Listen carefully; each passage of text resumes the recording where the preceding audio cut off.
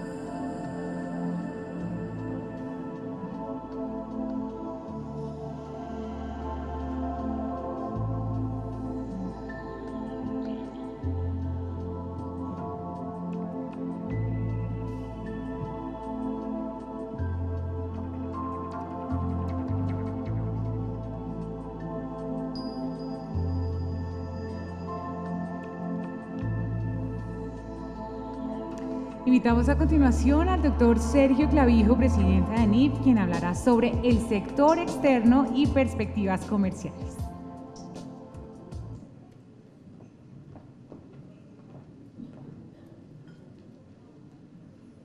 Buenas tardes para todos. Un gusto estar aquí en el módulo de la tarde, donde vamos a analizar los temas de comercio internacional tan importantes en esta coyuntura de tratados de libre comercio en la cual la región se ha enfrascado, Colombia también, un poco tardíamente, pero afortunadamente con resultados favorables. Creo que la discusión de la mañana sobre el entorno macro mundial y la situación de los mercados estuvo mucho más focalizada en los mercados financieros y en las necesidades de infraestructura y fiscales. Ahora, complementario a eso, vamos a ver que llegó la hora, digamos, de la competitividad, de ver cómo vamos avanzando en esas tareas de comercio internacional, y en el panel vamos a tener la oportunidad de gente conocedora que está en el día a día en estos menesteres, que nos cuenten cómo ven a Colombia y cómo ven las tareas y las demandas que tenemos en ese frente. Yo simplemente quiero, en unos 20 minutos, 25, tirar como un telón de fondo para cambiarnos el chip de mundo global, macrofinanciero, y aterrizar en el tema, digamos, de comercio internacional. Y para ello es muy útil mirar las cifras que les voy a comentar a continuación. Simplemente para recapitular lo que dijimos esta mañana sobre la desaceleración en el frente exportador de Colombia, al corte de abril, en 12 meses, en dólares, el total exportado de Colombia está cayendo a ritmos del 2%, alados por el descenso en las exportaciones tradicionales, que caen al 6% en dólares, aunque las no tradicionales están aguantando mejor, creciendo en esta ocasión a tasas del 8% también en dólares. Esa tendencia descendente, si la calculáramos en corrido año enero-abril 2013 contra enero-abril del 2012, sería mucho más pronunciada. Estaríamos hablando de caídas ya no del 2%, sino caídas del orden del 10% en dólares.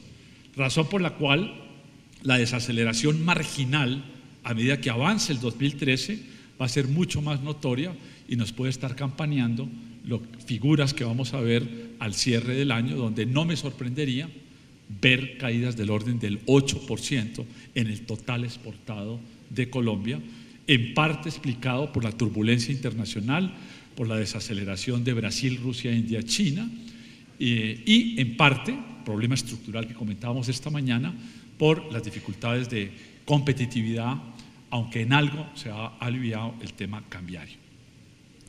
Comentábamos esta mañana que Colombia tocó el récord histórico de 60.000 millones de dólares exportados al cierre del año 2012 y ya en abril, últimos 12 meses, vemos que se empieza a perfilar esa caída que acabo de comentar de el 2%, con una composición que comentábamos esta mañana es preocupante. Decía la OECD que uno de los temas de alarma para Colombia es esta composición de tener 76% en commodities y solo 24% en no commodities. Quiero entonces entrar con ustedes un poco en el detalle de mercados, productos, para dejar que sean los panelistas quienes analicen qué es lo que está pasando allí. Primer tema, composición de las exportaciones tradicionales por destino, las tradicionales. En el año 2009, nuestro socio Estados Unidos representaba el 53% del destino de esas exportaciones, un total de 17.000, 18.000 millones de dólares en ese momento, y los otros socios representaban 36%, con un asomo tenue de Holanda, 7%, y de China, 4.3%. Viene el auge de los commodities. Colombia aprovecha carbón, petróleo y sin ningún esfuerzo, sin ningún tratado de libre comercio andando, duplica prácticamente el total exportado, pasando mal contado de 20.000 millones a 40.000 millones de exportaciones en el 2011, y hemos estado gravitando alrededor de esas cifras. En el corte de abril de este año, 12 meses, empezamos a ver una ligera disminución, pero todavía el grueso de las exportaciones tradicionales bordea los 40.000 millones. He aquí lo interesante: Estados Unidos, que se llevaba el 50% de esa torta, ha caído y en este momento representa dentro de esas exportaciones tradicionales únicamente el 38%. Empieza a asomarse China, el mercado de China, como un destino interesante, pasando del 4.3 al 8.5 de esa torta que es más grande.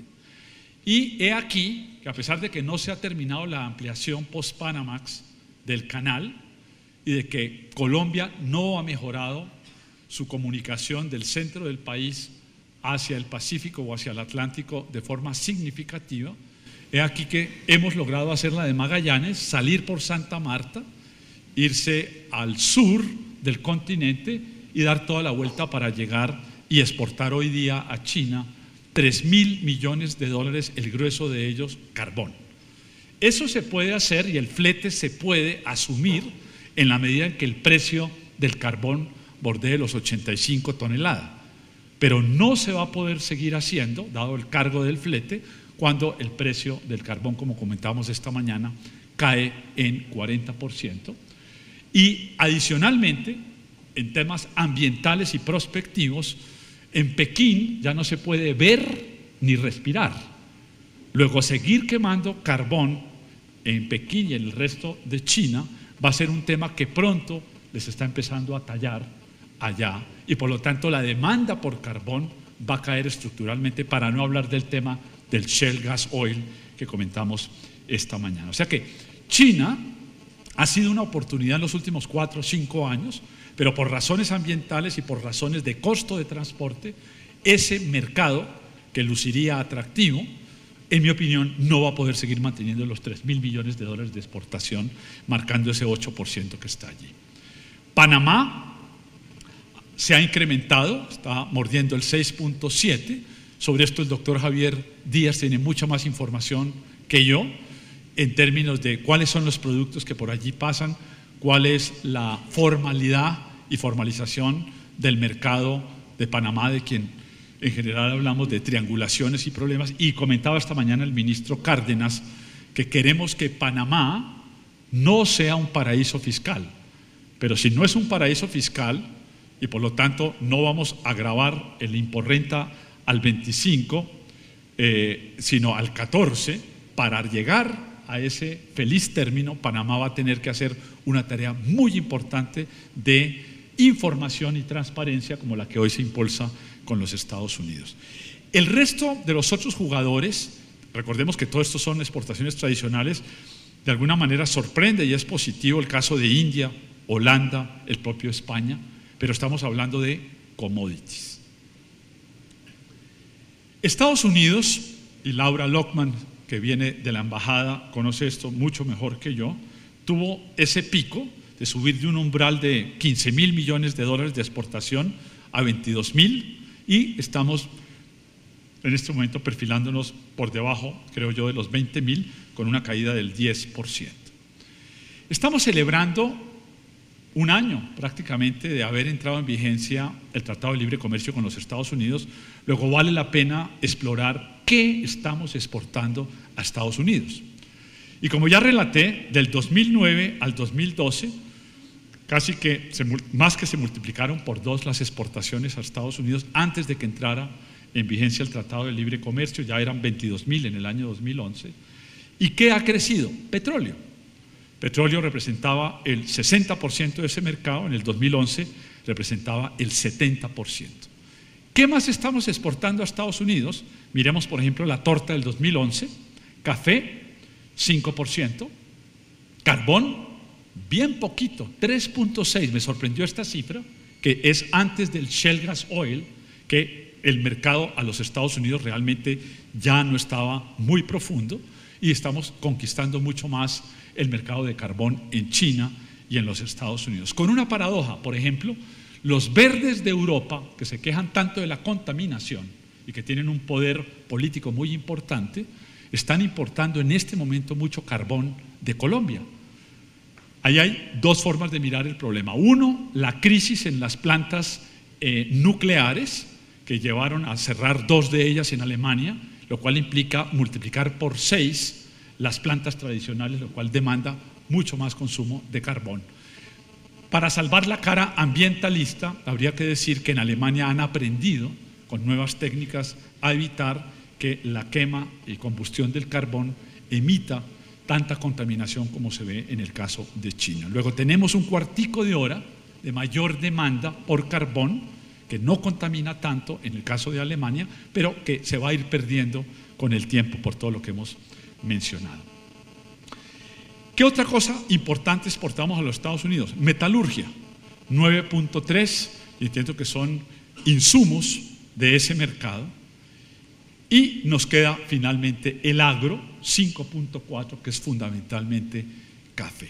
Entonces, parqueados en el 2011, cuando uno habla de la importancia del Tratado de Libre Comercio con los Estados Unidos, pues uno ve que realmente es el 6.5 del total exportador el que puede realmente usar para sí las ventajas de ese Tratado de Libre Comercio. En abril del 2013, últimos 12 meses, se mantiene por debajo del 10% ese pedazo de productos que hoy están aprovechando el Tratado de Libre Comercio. Repito, petróleo, café, carbón, metalurgia y agro, de alguna manera venían viviendo sin el Tratado de Libre Comercio, y me preocupa que el potencial realmente se limita a menos del 10%. Obviamente, uno podría argumentar que aquí no está metido el potencial de exportaciones, qué sé yo, de tomate, aguacate, achiras, etcétera, que no deben marcar mucho en esta torta, y los panelistas me imagino que nos hablarán de ese potencial. Pero yo, mirando lo que hoy tenemos, quedo preocupado de que probablemente el 80% de lo que exportamos, no a China, no a Europa, a los Estados Unidos, nuestro principal socio comercial, a 2 horas Barranquilla de Miami, son fundamentalmente commodities. Hablemos de las exportaciones no tradicionales por producto. ¿Qué exporta Colombia al mundo? Exportábamos, mal contados, 15.000 millones en el 2009 y actualmente estamos en unos 18.000 millones, ese crecimiento del 8% que veíamos recientemente. ¿Pero qué es lo que exportamos?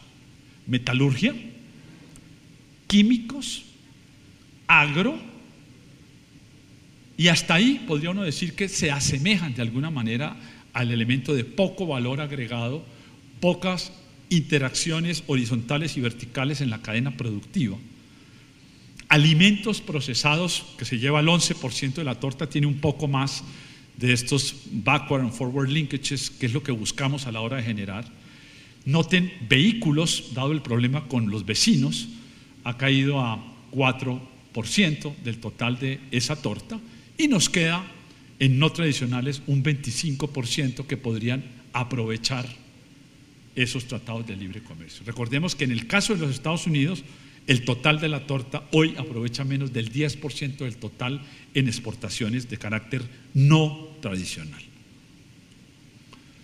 Por destino, Estados Unidos en el 2009 representaba en las no tradicionales, o sea, no commodities, un 23% de la torta. Algo hemos ganado, hoy estamos en 30%, y además hemos saltado de 15.000 a 18.000 millones. Venezuela, que representaba 25% de la torta en 2009, ha caído debido a la obsesión socialista bolivariana que decide entre no abastecer a sus ciudadanos o abastecerlos de forma más cara comprando en el Mercosur, y han tumbado la mitad de esa participación de Venezuela de 25 a cerca del 12. Ecuador se ha incrementado ligeramente del 8 al 10%, Perú se ha incrementado ligeramente de 4,7 al 6,2, empezó a aparecer en el radar Brasil en el año 2010 y México, con quien va a ser un socio importante, lo era con el G3, que se volvió G2 porque se salió Venezuela, y que con la alianza y en principio los acuerdos de rebaja arancelaria entre el 80% del universo arancelario podrían darle una importancia a México como un socio comercial importante. Ahora, México representa la principal amenaza en términos de costo laboral unitario y tecnologías de punta, donde este mercado exportador podría reversarse y en últimas penetrar el mercado de Colombia, en tanto ellos son más eficientes, por ejemplo, en todo el mercado de plásticos y en el tema de automotores, que es muy importante.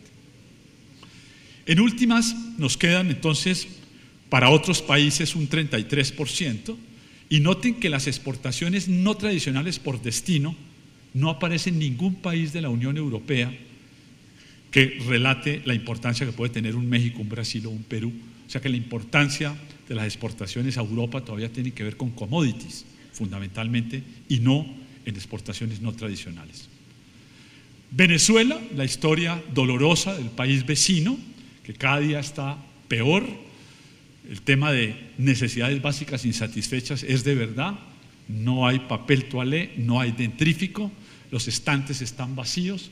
La devaluación del 32% real con un SICAD, ahora que no se cotiza a 6,30, ni a 20 ni a 21, sino que bordea casi 26 en la tasa libre, hace que realmente la estabilidad socioeconómica de Venezuela esté en ciernes, dado el desabastecimiento y la polarización de una sociedad que por un margen de 2% finalmente eligió la continuidad del hambre, las filas, el desabastecimiento.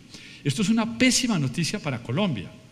Nosotros estábamos pronosticando que de pronto este año venía un repunte de ese umbral de 1.500, podíamos llegar a 3.000, y he aquí que se nos vino para abajo. El año pasado cerramos 2.700, vamos probablemente para una cifra de 2.500 y contando, porque los problemas son realmente inconmensurables. Así que el mercado de 6.000 millones de los mismos productos que consumíamos acá se secó, y en un escenario optimista podríamos hablar de la mitad de lo que exportábamos. ¿Cuáles son esas exportaciones a Venezuela?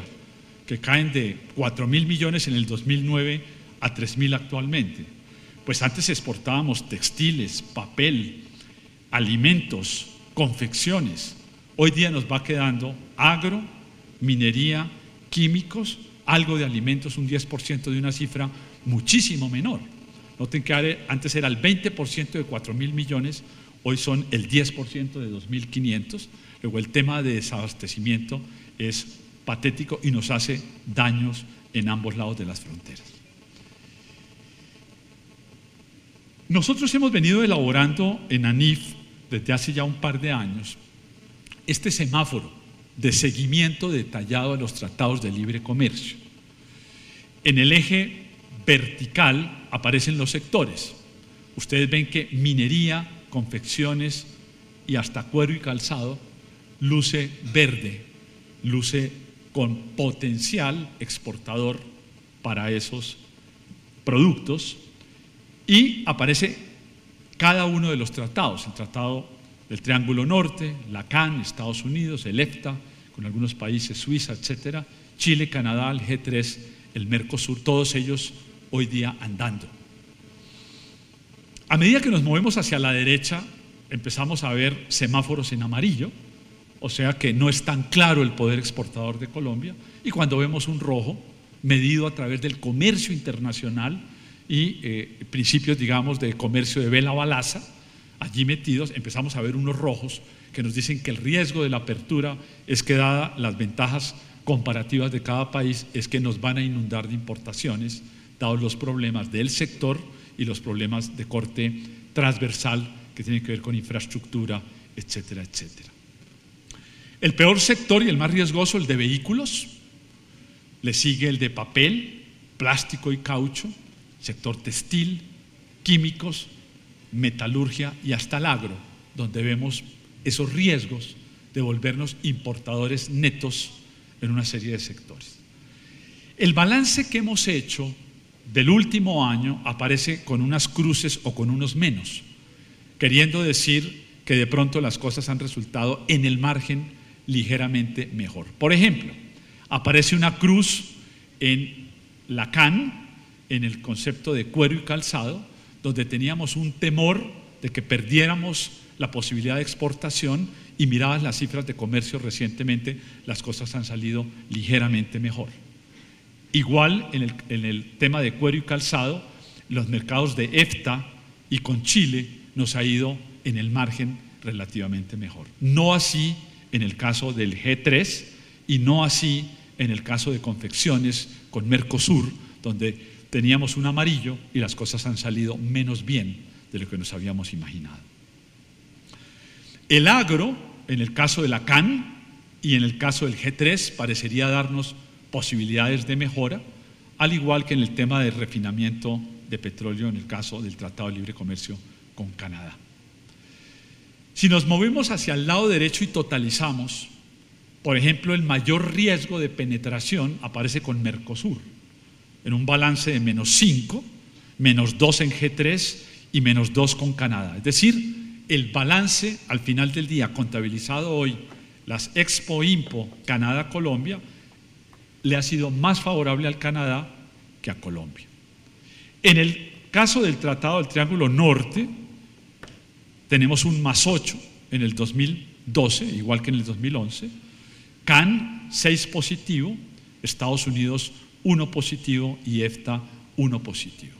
Entonces tenemos, en síntesis, en lo que lleva la aplicación de estos tratados de libre comercio, Colombia ha ganado y mucho en el caso del Triángulo Norte, en el caso de la CAN, y estamos equilibrados con el caso de Estados Unidos y el EFTA, y claramente vamos perdiendo la tarea en lo que tiene que ver Mercosur, G3 y Canadá. Esos son los tratados de libre comercio vigentes hoy día. Los que vienen, Costa Rica, la Unión Europea, miren el de la Unión Europea que es muy importante, de químicos hacia la derecha, textiles, plásticos, caucho, papel y vehículos, son clarísimos los riesgos de penetración de allá para acá. De allí la importancia de mejorar la infraestructura, flexibilizar el mercado laboral y de alguna manera dejar que flote la tasa de cambio para que de esa manera se devalúe cuando la balanza comercial no es positiva. Y el riesgo con Corea, que debe aprobarse pronto, es altísimo. Tiene un potencial de -3, -2. Con la Unión Europea debería ser de equilibrio, ganando Colombia en el sector minero, en cuero, en petróleo, en alimentos, en agro, neutro en confecciones. Al final del día debería ser en principio tan neutro como lo es el Tratado de Libre Comercio con los Estados Unidos. El de Corea va a ser claramente negativo y el sector que más se está quejando y que más ha hecho lobby para frenarlo, pero ya no se pudo y ya va como se está negociando en este momento, pues ha sido el de vehículos, papel, textil, con un negativo de -3. Entonces, parecería ser, si uno saca un balance así de colorín colorado, como que las fuerzas están equilibradas y de pronto en el agregado se lleva uno la sensación de que es neutro. Pero ojo, si no hacemos la tarea en la parte que vivo mencionando de carácter estructural, de ganancias en competitividad en términos de infraestructura, de flexibilización del mercado laboral, esos verdes se pueden volver amarillos o rojos. Y en las primeras de cambio, pues obvio que tenemos preocupación, porque cuando veo que está paralizada la obra del túnel de la línea, está paralizada la ruta del Sol y está paralizado un tramo de Cali-Buenaventura, digo, otros 10 años para terminar 130 kilómetros.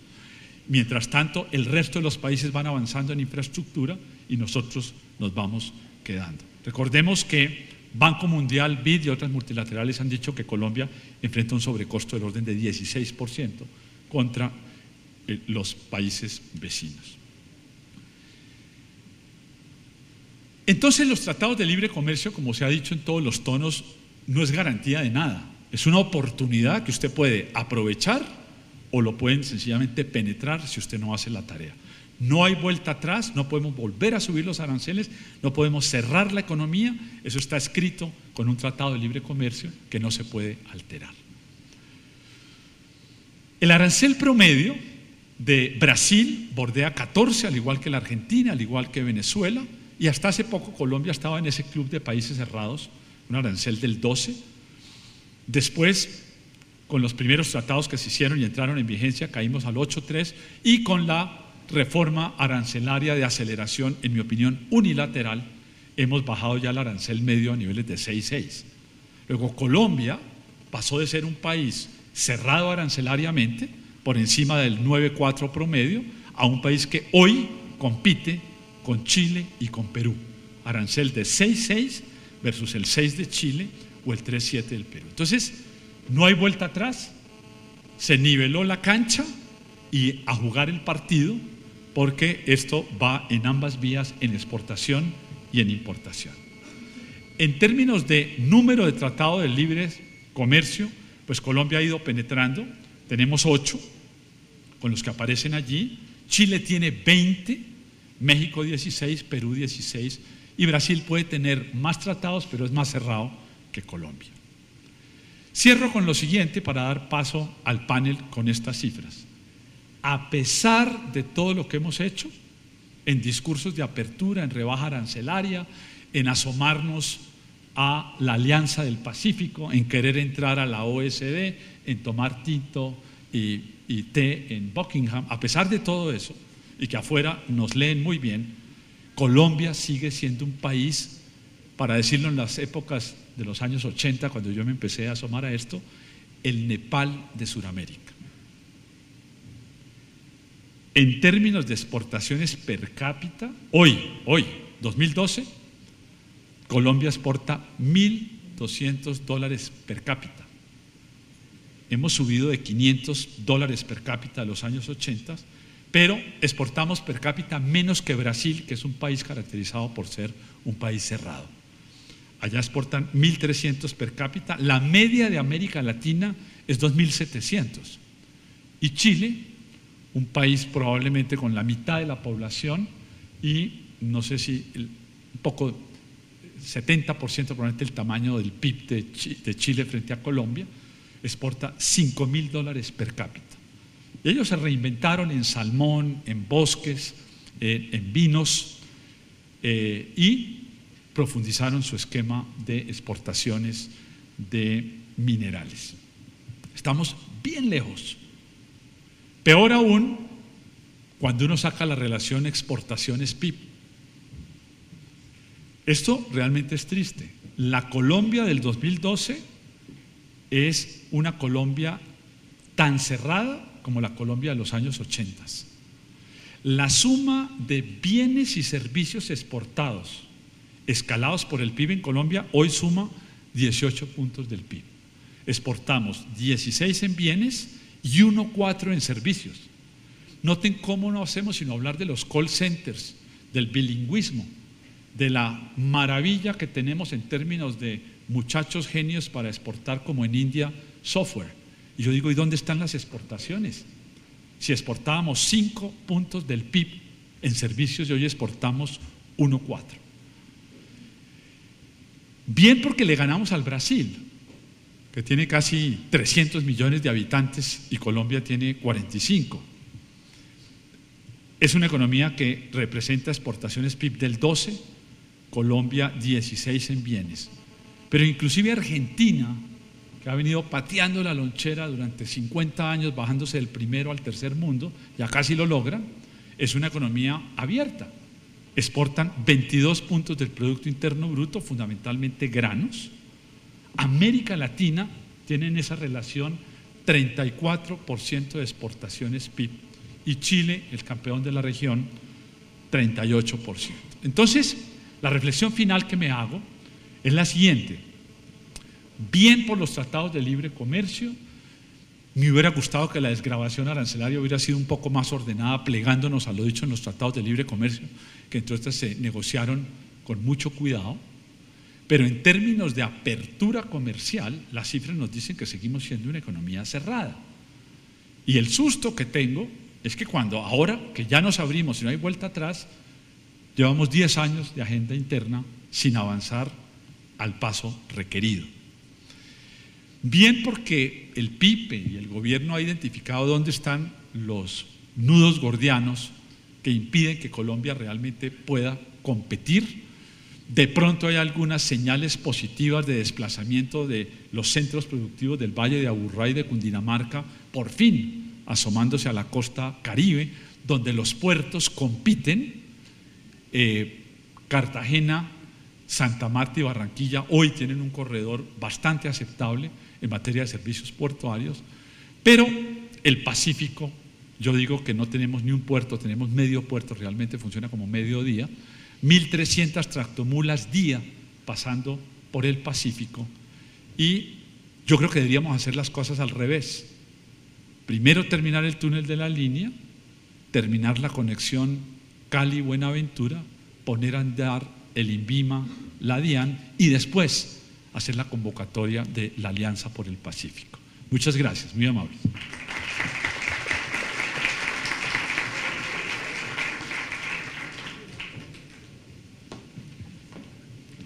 Muchas gracias, doctor Clavijo. Damos inicio entonces al segundo panel, TLCs y competitividad. ¿Cuánto hemos avanzado? En el cual intervienen los doctores Juan Camilo Nariño, vicepresidente de Comercio Exterior de la Asociación Nacional de Empresarios ANDI, Laura Lockman, consejera económica de la Embajada de Estados Unidos, Javier Díaz, presidente de Analdex, con la moderación del doctor Sergio Clavijo, presidente de ANIF. Muchas gracias. Yo creo que ya he hablado suficiente. Los 20 minutos anteriores era para motivar esto, así que escuchemos a los que sí saben de estos temas. Empecemos por el doctor Juan Camilo Nariño, vicepresidente de Comercio Exterior de la ANDI, y quien me dice mi buen amigo Hernando José Gómez, SAR de aprovechamiento del TLC con los Estados Unidos, que es la persona que ha estado al lado de él enterándose en detalle de esos nudos gordianos, así que qué mejor que el doctor Nariño nos pueda ilustrar en qué estamos. Bienvenido.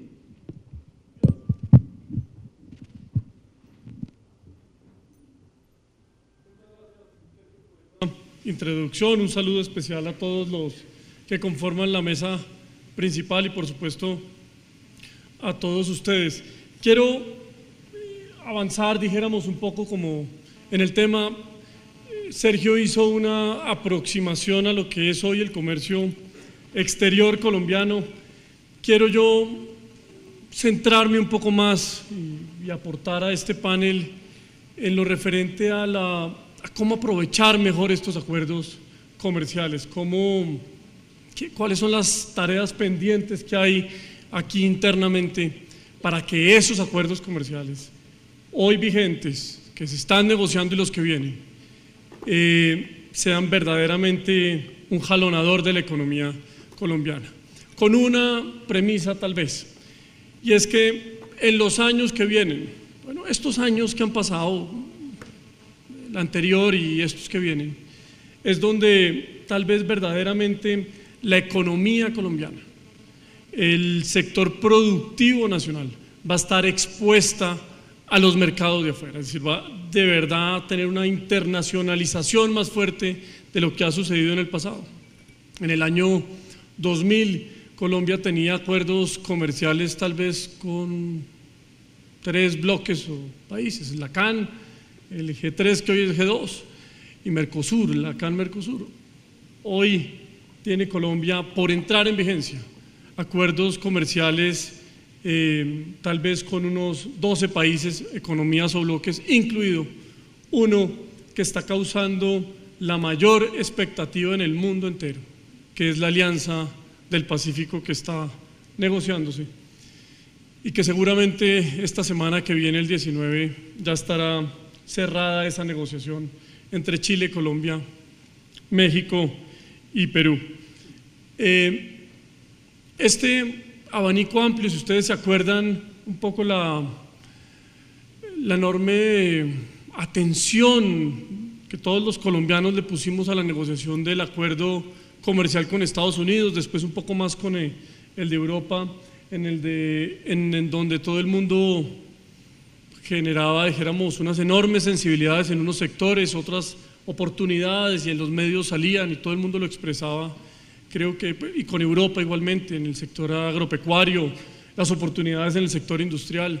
Creo que hoy, como lo mostró Sergio, esas sensibilidades y esas oportunidades se diluyen en un abanico amplio de acuerdos comerciales, en un espectro mucho más amplio, en donde uno, si explora bien, si examina bien, por supuesto, hay enormes oportunidades y hay sensibilidades en otro, pero ya no solo con un referente, sino con muchos, en donde por supuesto hay que hacer enormes esfuerzos de aprovechar esos acuerdos y de identificar las sensibilidades y cómo manejarlos también con un mercado más amplio. De tal forma que quiero poner un contexto general de lo que voy a hablar. Miren, no me voy a detener en lo que es hoy la economía colombiana. Creo que los colombianos tenemos que sentirnos medianamente orgullosos de lo que Colombia, y en las cifras macroeconómicas, a lo que la Colombia le ha pasado en estos 10 últimos años.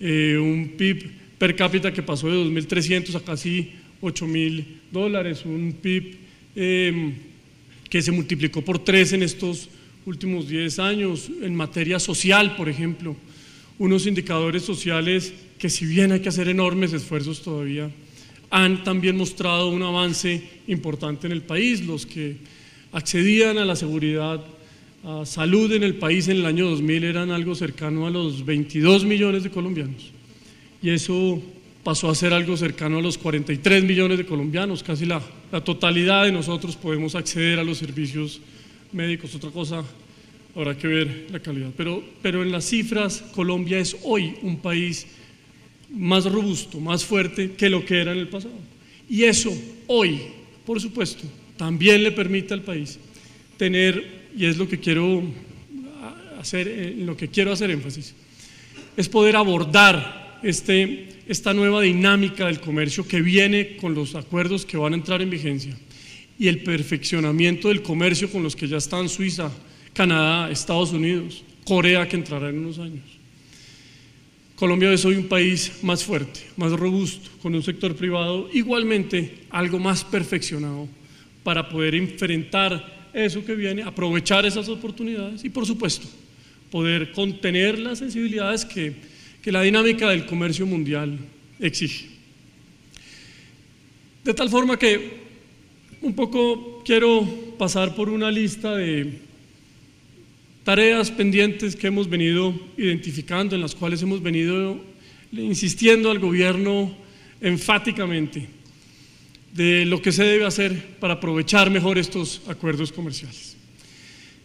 Y es que toda esta dinámica de los acuerdos comerciales ha venido generando una enorme presión en los precios de los bienes que se producen en el país, de tal forma que Colombia y este gobierno y los anteriores han venido teniendo sostenidamente como una política casi de Estado el acercar la economía colombiana a otras economías.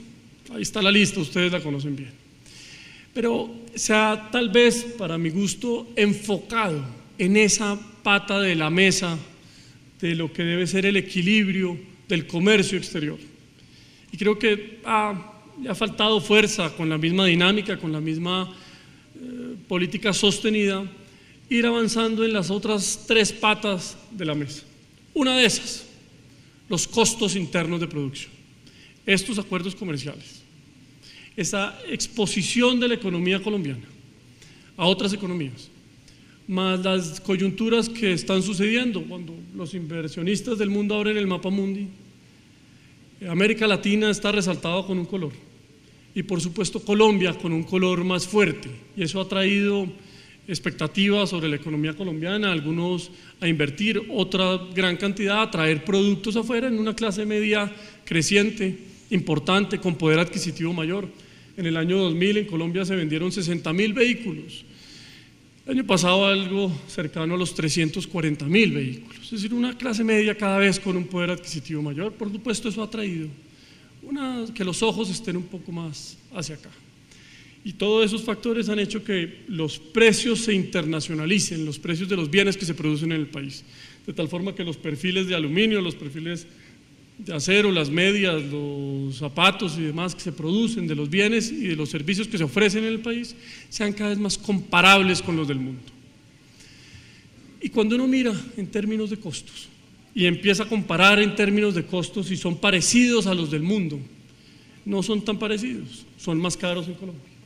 De tal forma que los precios, por ejemplo, de la energía, cuando uno compara con sus competidores, México, Perú, hoy Estados Unidos, los precios en el país de la energía, los precios en el país del gas son más caros. Y principalmente, derivado esto de una regulación estricta y muy fuerte que habrá, por urgencia, con una necesidad muy grande, que flexibilizar en estos meses que vienen, para verdaderamente poder aprovechar los TLCs y poder, por supuesto, contener las enormes sensibilidades que esto tiene. ¿Qué otros costos? Lo he venido insistiendo permanentemente. Los costos de las materias primas. Hace 2 años en Colombia se pagaba arancel para las materias primas. Con la reforma arancelaria y una insistencia que hemos venido haciendo, ya hay un decreto que pone en cero las materias primas y los bienes de capital no producidos en su arancel en el país. Pero por supuesto esto es una medida que debe extenderse ahora en agosto y debe además avisarse con anticipación.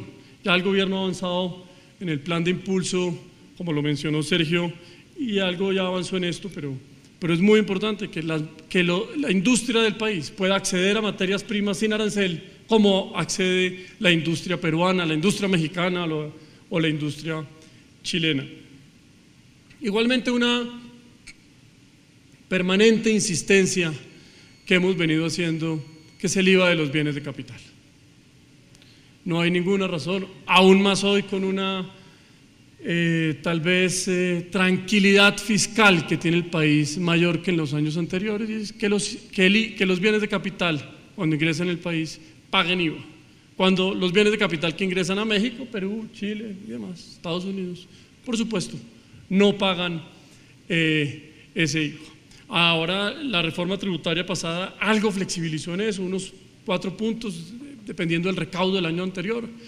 Hay falta una reglamentación ahora con las medidas de este plan de impulso que es necesario además mencionar de manera urgente y rápida.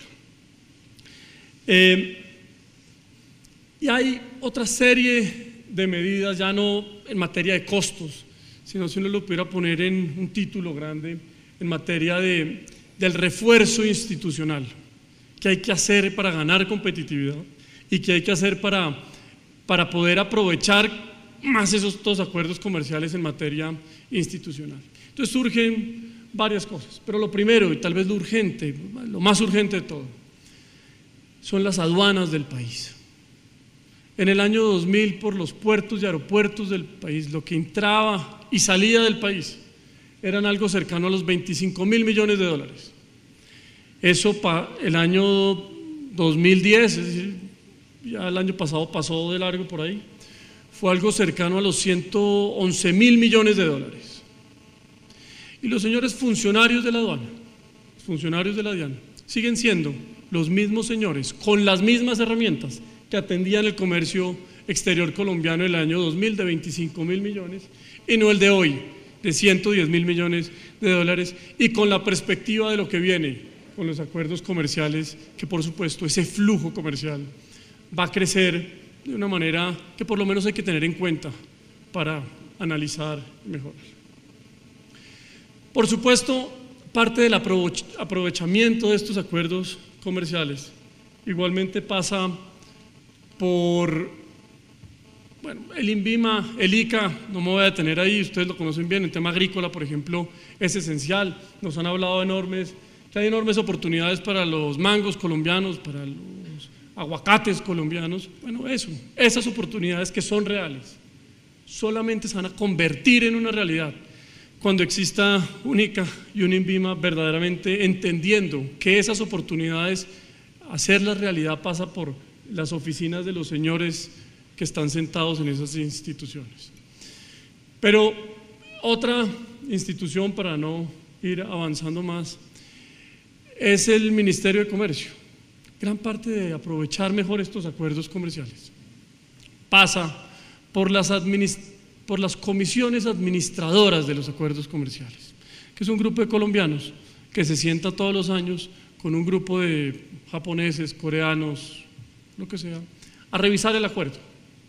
Bueno, pues el grupo que administra los acuerdos comerciales dentro del ministerio, sea además que lo han venido identificando, que lo tienen como una prioridad, pero el grupo que administra los acuerdos es el mismo grupo que administraba los acuerdos de la CAN y de la CAN-Mercosur. No hay un grupo más fuerte que se siente a analizar esas cifras de hoy, que revise, entre otras cosas, otro punto esencial en el aprovechamiento de estos acuerdos comerciales, que no es una protección, sino es un instrumento legal, y que una economía más expuesta como la de hoy, la colombiana, necesita imponer, que son las medidas de defensa comercial, las medidas de salvaguardia y las medidas de dumping. Colombia hoy debe, con el mayor rigor, pero con la mayor celeridad, la mayor prontitud, debe estudiar esas medidas de defensa comercial e imponerlas. Para eso están, para imponerlas. Eso no nos va a alejar más del mundo. Hoy ya estamos resaltados en el mapa, y esos instrumentos ayudan, por supuesto, a quitar el temor que Sergio y por supuesto muchos más analistas tienen, que en algunos sectores va a haber una gran, ya está sucediendo en algunas partes, una gran incidencia de productos extranjeros en el país, como es natural, puede pasar con los acuerdos comerciales, pero estos instrumentos de defensa comercial lo que hacen es identificar en dónde están esos problemas y corregirlos con medidas.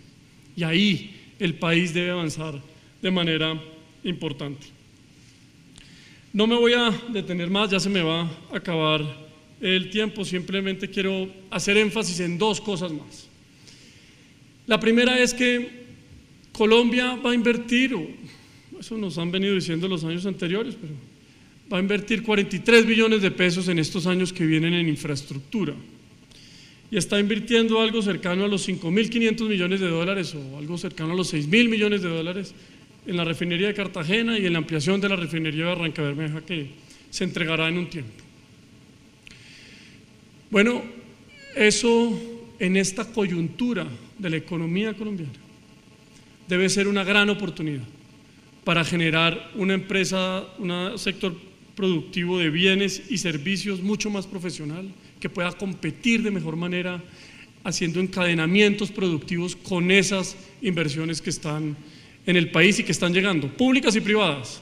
16.000 millones de dólares de inversión extranjera directa en el año pasado en Colombia. Bueno, pues debemos entre todos pensar alternativas para que esas inversiones que están llegando y las inversiones que está haciendo el país jalonen la industria de bienes y servicios nacionales, de tal forma que cuando esas minas ya no estén o esos pozos ya no tengan petróleo, quede una industria de servicios y de bienes que pueda competir en donde no surjan nuevamente minas o en donde surjan nuevamente algún tipo de explotación de algún mineral o algún hidrocarburo. Es decir, en esta coyuntura es importante que pensemos alguna fórmula para que eso jalone toda la industria y la pensemos de manera distinta, ¿no? Aquí hay unos ejemplos, por ejemplo, en Brasil, cuando uno habla de esto sale como algún tipo de ejemplo. En Brasil lo que hacen es que ante diferencias en el precio en una licitación pública entre productos importados y nacionales, una diferencia en precios de entre el 10 o el 15% dependiendo del sector, se debe premiar y se debe contratar a los bienes nacionales. Eso posiblemente lo que haga es condenar a la ineficiencia en un 10 o en un 15% para siempre a los bienes nacionales. Pero pensando en fórmulas distintas, creo que ahí hay unas alternativas para jalonar la industria de bienes y servicios y que se haga además de manera competitiva. No me voy a detener en los temas logísticos, eso es una enorme tarea pendiente. Hay unas medidas puntuales que hemos venido insistiendo en ellas que se deben tomar mientras se hacen las grandes dobles calzadas y demás. Ya con el bombillo este rojo les quiero dar las gracias y estaré listo a las preguntas. Muchas gracias, Juan Camilo. Esta era la visión de la ANDI sobre el tema de TLCs y competitividad, cuánto hemos avanzado. Le damos el uso de la palabra a Laura Lockman, consejera económica de la Embajada de Estados Unidos. Gusto tenerte aquí, Laura, por primera vez en un foro ANIFE Desarrollo Council of the Americas.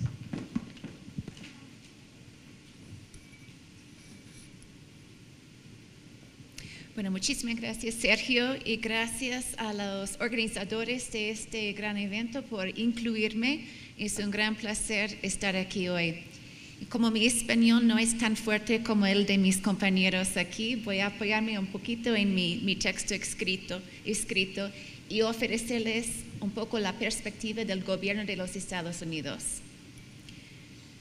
Claro, para nosotros, el proyecto más ambicioso que hemos logrado en el campo económico ha sido la aprobación del Tratado de Libre Comercio entre nuestros dos países. Y desde el 15 de mayo, uno de los temas más relevantes en el mundo de los negocios del país ha sido el balance del primer aniversario de la implementación del TLC. Existen tantas cifras como fuentes de información. Cada dato engrosará las estadísticas que en el futuro nos permitirán estudiar de manera juiciosa y ordenada los verdaderos efectos del Tratado de Libre Comercio en la economía de cada uno de nuestros países. Sin embargo, hoy me gustaría resaltar algunos ejemplos de resultados instantáneos que originó del Tratado de Libre Comercio.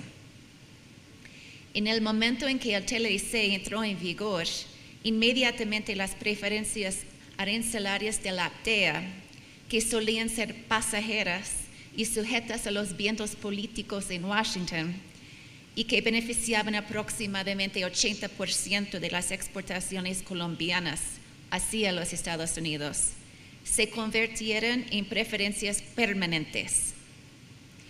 Ese mismo día, Colombia comenzó a beneficiarse de las preferencias arancelarias del TLC a prácticamente el 98% de exportaciones de productos colombianos a los Estados Unidos y a 80% de los productos importados desde los Estados Unidos.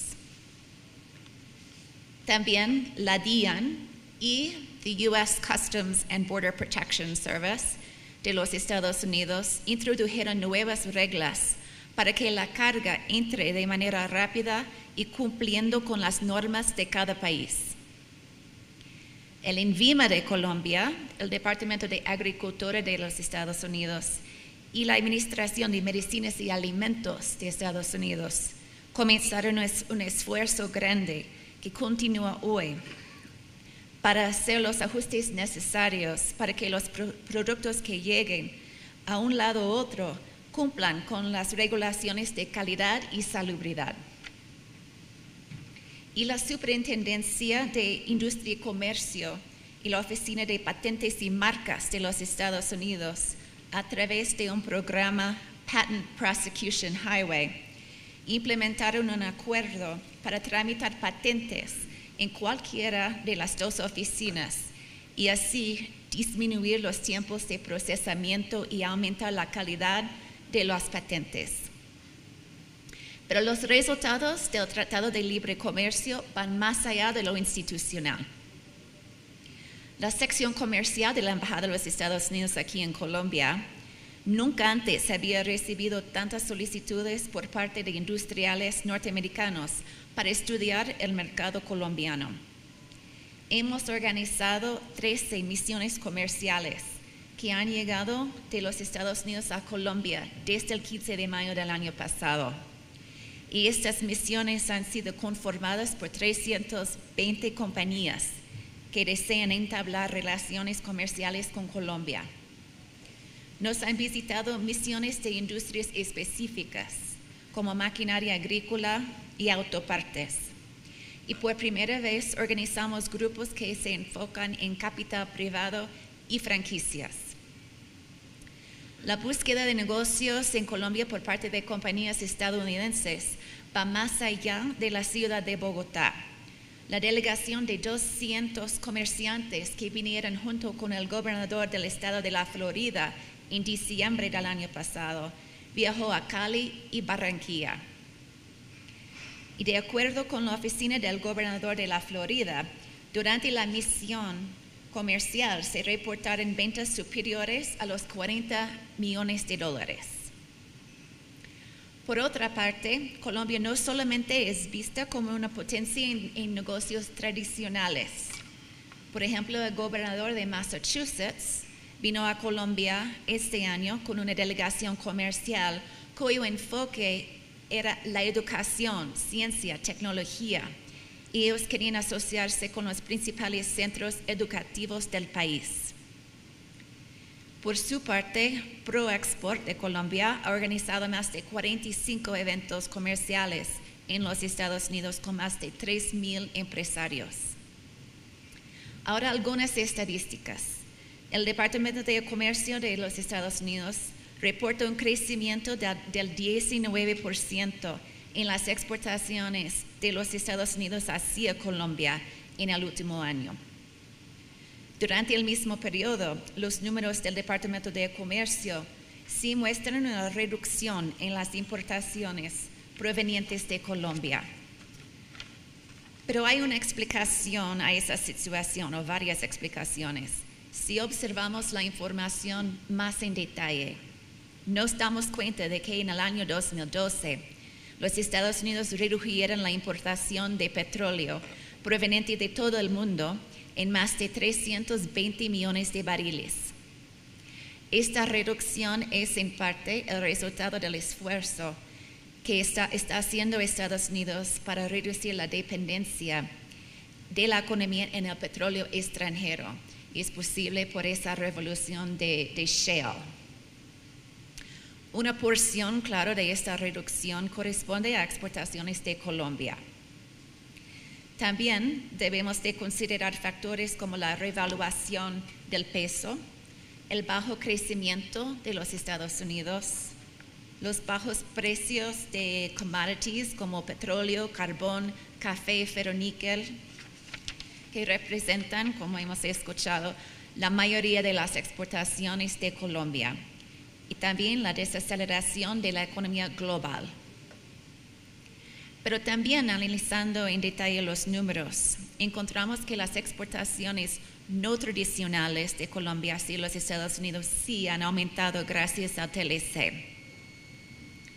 La Oficina para el Aprovechamiento del TLC, que encabeza Hernando José Gómez, reporta que el 15 de mayo del año pasado hasta el 31 de marzo de este año, las exportaciones colombianas hacia Estados Unidos, sin incluir el petróleo, aumentaron un 4%. Y según María Claudia Lacouture, presidenta de ProExport, 775 compañías grandes, medianas y pequeñas que nunca habían exportado a Estados Unidos, ahora sí están exportando productos a 44 ciudades en 23 de los estados. Y las cifras del gobierno colombiano indican que más de 300 productos nuevos están siendo exportados a Estados Unidos. Naturalmente hay un número importante de retos para aprovechar el TLC al 100%. Hay que superar, como hemos hablado, las barreras en lo que tiene que ver con logística, infraestructura vial y de transporte y propiedad intelectual. Debemos también estudiar los mercados más en detalle. Pero como dijo nuestro vicepresidente Biden recientemente aquí en Colombia, los tratados de libre comercio cambian el carácter de la economía global y fortalecen el sistema de intercambio en el mundo. El primer aniversario del Tratado de Libre Comercio hace parte de esa positiva dinámica comercial. Muchísimas gracias.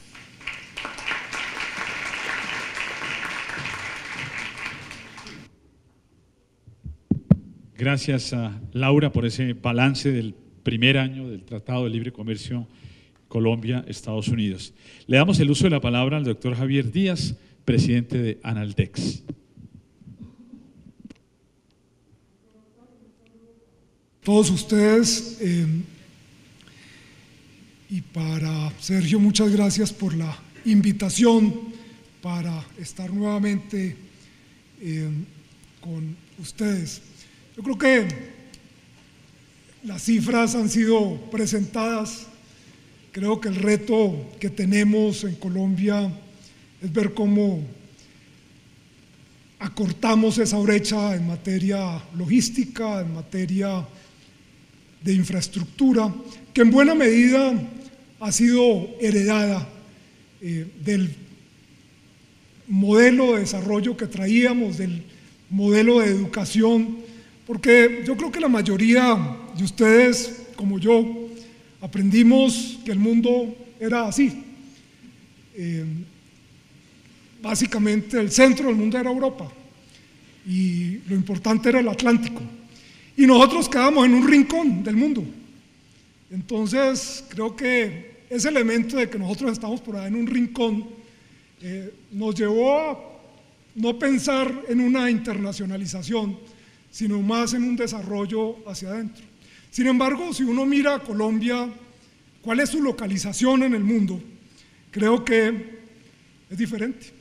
Colombia está en el centro y el Atlántico existe, pero también existe el Pacífico, que no existía en el otro mapa. Y creo que ahí hay un reto fundamental.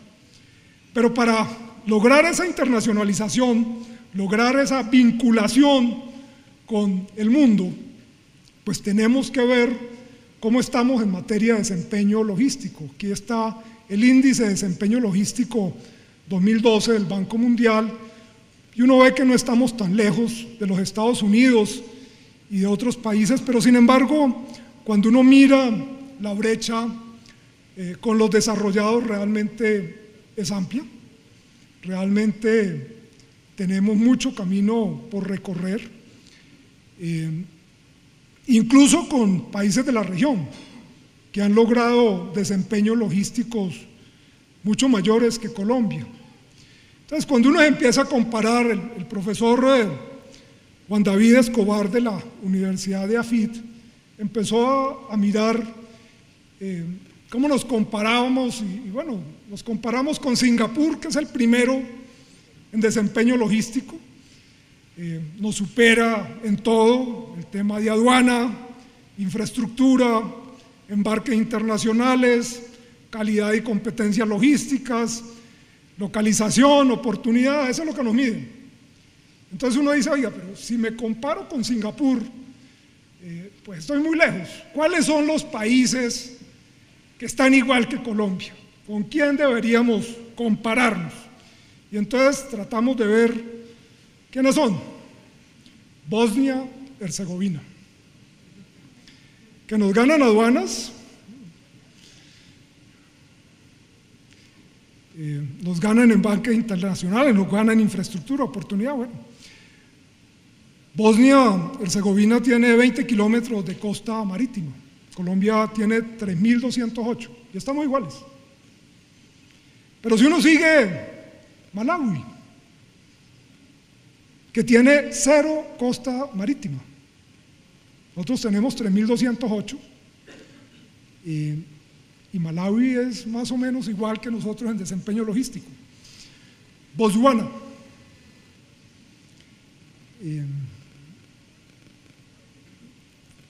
Tiene mejor desempeño en aduana, pero en localización está igual que nosotros y ellos tienen 0 costa marítima y nosotros con 3.208 kilómetros.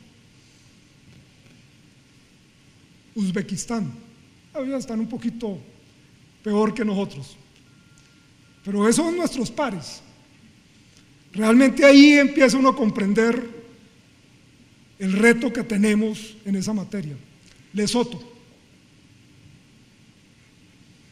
Esos son nuestros pares. Y si volvemos al índice global de competitividad, nuevamente infraestructura aparece también en este año 2013 como un elemento fundamental. El tema de innovación, el tema de instituciones, y a mí me sorprendió el tema de instituciones porque si de algo hemos dicho, Colombia tiene una institucionalidad fuerte, hemos superado crisis políticas, crisis económicas gracias a la institucionalidad colombiana, y empieza uno a escarbar qué hay ahí, y realmente lo que uno encuentra mal calificado en Colombia es el tema de justicia, el tema institucional en la parte de justicia, y ese es un bombillo rojo que se ha prendido, y creo que este gobierno perdió la oportunidad de meterle la mano a esa reforma en la parte de la institucionalidad de la justicia, pero lo que estamos viendo creo que no merece comentario fuera de los cruceros, etcétera, etcétera. Creo que nos prende el bombillo, la alarma de que ese es un elemento que no podemos descuidar. Y nuevamente el tema de infraestructura. Aparece en los factores problemáticos para hacer negocios también el tema de corrupción. Ese es un elemento que también tenemos que trabajar, eso no es una responsabilidad exclusiva del gobierno, creo que en esa materia nos tenemos que involucrar todos. Mejoramos un poquitico en el indicador de comercio transfronterizo del Doing Business del Banco Mundial, se los había mostrado el año pasado y estábamos en 2.270, bajamos a 2.255, pero estamos $1.000 por encima en lo que cuesta llevar un contenedor de la puerta de mi fábrica a el puerto, particularmente aquí en Bogotá, 2.600 metros más cerca de las estrellas, pero 1.500 kilómetros más lejos de los puertos, nos vale más de $1.000 por encima del promedio de Latinoamérica y del Caribe, y un poquito más el promedio de la OCDE. Ese es un elemento que seguimos, y por lo tanto el tema tiene que ser cómo aceleramos este elemento de la infraestructura. Creo que se empiezan a ver avances, por lo menos en el tema de inversión, cómo estamos pasando una inversión del 1% como proporción del PIB a 3%. El tema de los corredores de la prosperidad, finalmente se está arrancando con estos proyectos. Infortunadamente, los proyectos que se están arrancando con especificaciones que no necesariamente son las mejores. Lo vemos en la vía Bogotá-Buenaventura, como las especificaciones tienen pendientes de más de 12%, que necesariamente llevarán a velocidades menores a 50 kilómetros por hora. Eso es ineficiente a la luz de los nuevos desarrollos.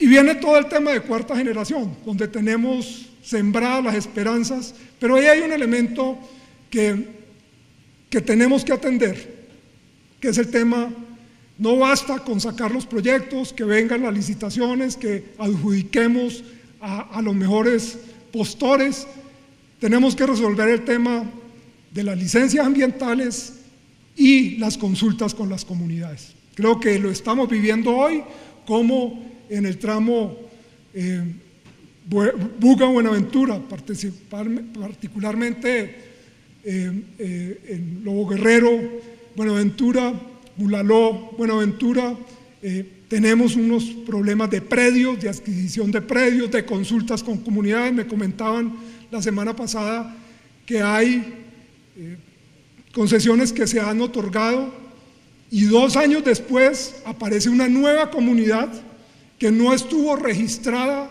por el Ministerio del Interior como una comunidad que tenía presencia allí, y se está echando todo para atrás para volver a empezar con las consultas.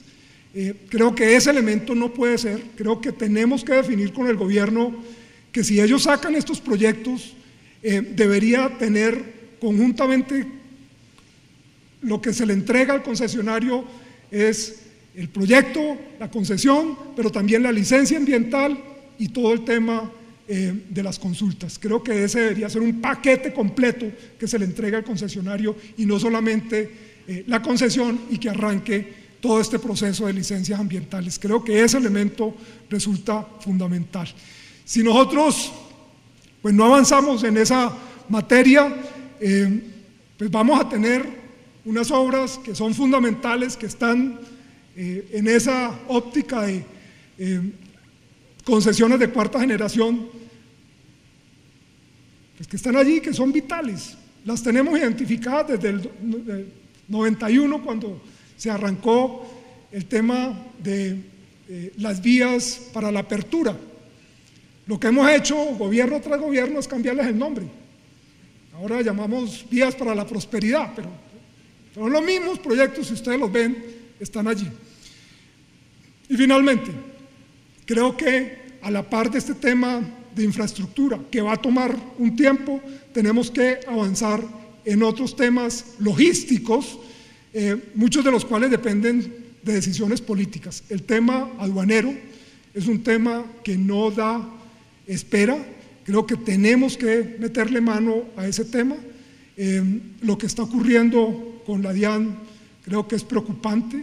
El sistema no funciona, hay que reconocerlo. Un sistema que nos lo vendieron hace 12 años como un sistema, el Muisca, que iba a permitir hacer cruces.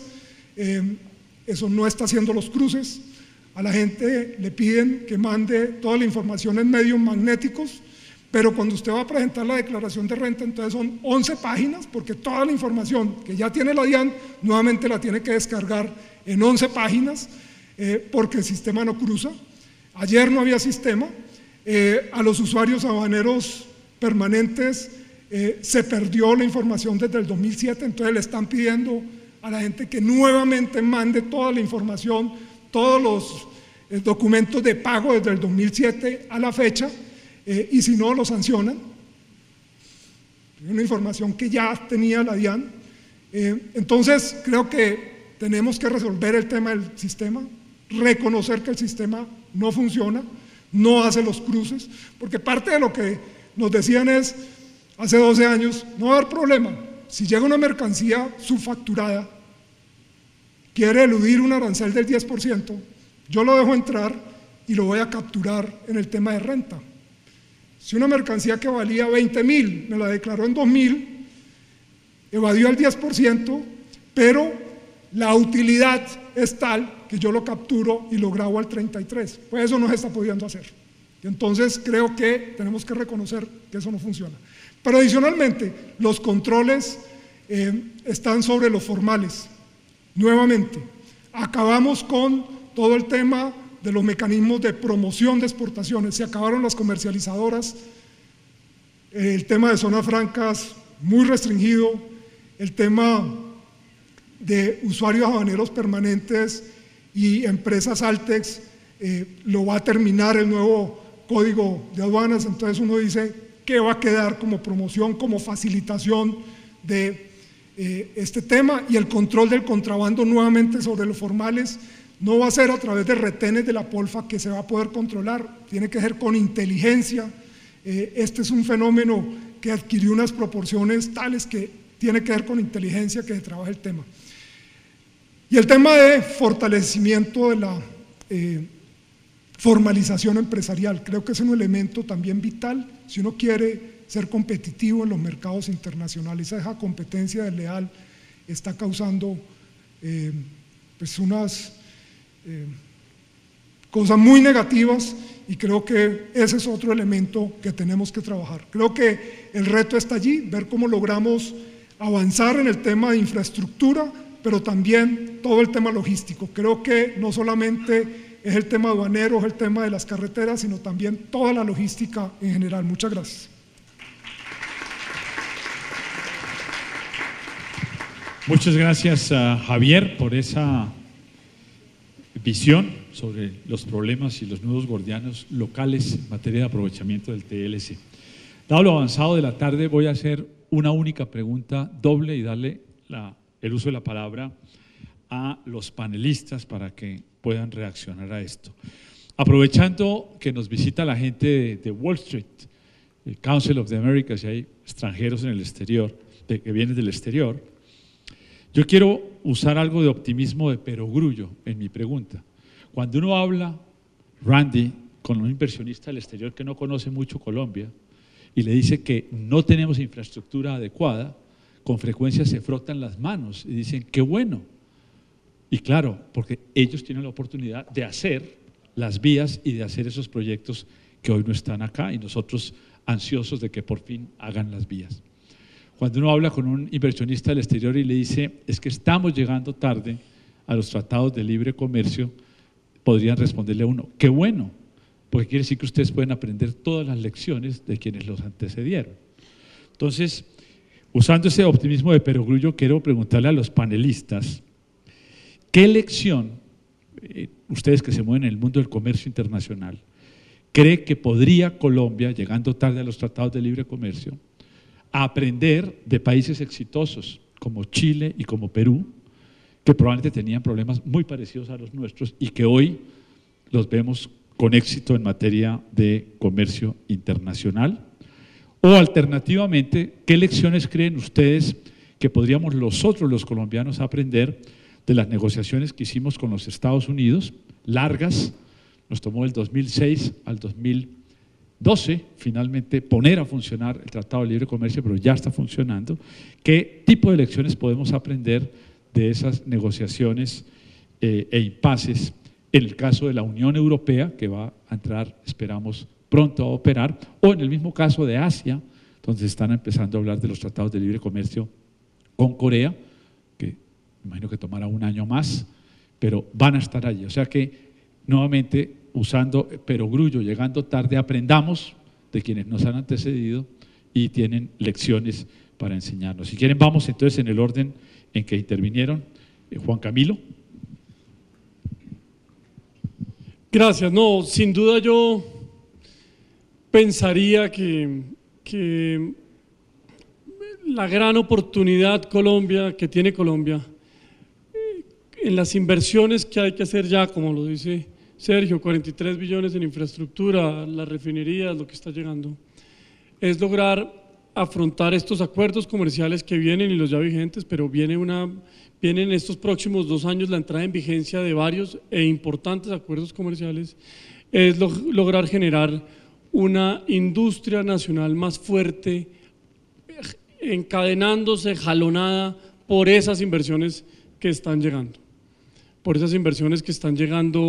en distintos sectores, y tener una política clara, direccionada para eso, nos va a permitir, por supuesto, aprovechar mucho mejor los acuerdos que vienen en un futuro. Creo que ahí hay una gran oportunidad, creo que ahí hay una tarea en la cual no se ha sentado a pensar el gobierno, y que creo que debe ser una enorme prioridad para estos años que vienen. Ya está en vigencia el de Canadá, ya está en vigencia el de Suiza, el de Estados Unidos, pues, y los que estaban antes. Pero vienen hacia adelante en estos próximos 2 años la implementación y entrada en vigencia del de Europa, Japón, Corea, y una lista aún más grande. Entonces ahí, aprovechar este tiempo de verdad con la exigencia y la premura del tiempo y del acuerdo firmado, porque es que antes los acuerdos comerciales eran una expectativa, antes de la entrada en vigencia del de Estados Unidos, tal vez, era una permanente ilusión. Hoy ya son una realidad, y hoy ya esa realidad, y por supuesto vendrán los demás, debe jalonar todo esto, aprovechando un cuarto de hora que, como todos los cuartos de hora, pasan, de tal forma que ahí veo pues una gran oportunidad que no hay que dejar pasar. Bueno, en cuanto a las negociaciones de tratados de libre comercio, creo que ya han aprendido muchas lecciones, porque sí tardó mucho con nosotros, pero desde yo llegué hace 10 meses y han firmado con varios países desde entonces. Y quería aprovechar solo para subrayar que en cuanto a la Alianza del Pacífico que están negociando ahora, nosotros, nos quedamos muy impresionados con el trabajo que están haciendo dentro de estas negociaciones. Es un ejemplo para el mundo. Y cuando el vicepresidente estaba aquí el mes pasado, él dio su apoyo también y también nos gustaría ser observadores de este proceso, porque nosotros también podemos aprender. La verdad es que los Estados Unidos no tenemos muchos acuerdos de tratados de libre comercio. También hemos tardado un poco en negociar y, claro, aprobar y poner en implementación los acuerdos. Todos estamos aprendiendo, pero desde nuestro punto de vista, Colombia está en el camino cierto. A ver, yo diría que en materia de negociación, pues no hay mucho lo que Colombia puede aprender de países como Chile o como Perú. Creo que hemos negociado más o menos en los mismos términos, en las mismas circunstancias. Yo diría de pronto que una lección es que si las oportunidades no se aprovechan, se pierden. Y creo que lo vivimos con el TLC con los Estados Unidos, como Perú cerró rápidamente su negociación con los Estados Unidos y nosotros nos quedamos discutiendo ahí dos productos, dos sectores, el tema de confecciones, unas cosas en la parte agrícola, y la oportunidad de pasar ese acuerdo se perdió y duramos 6 años esperando que nuevamente la oportunidad se abriera. Creo que esa es una lección.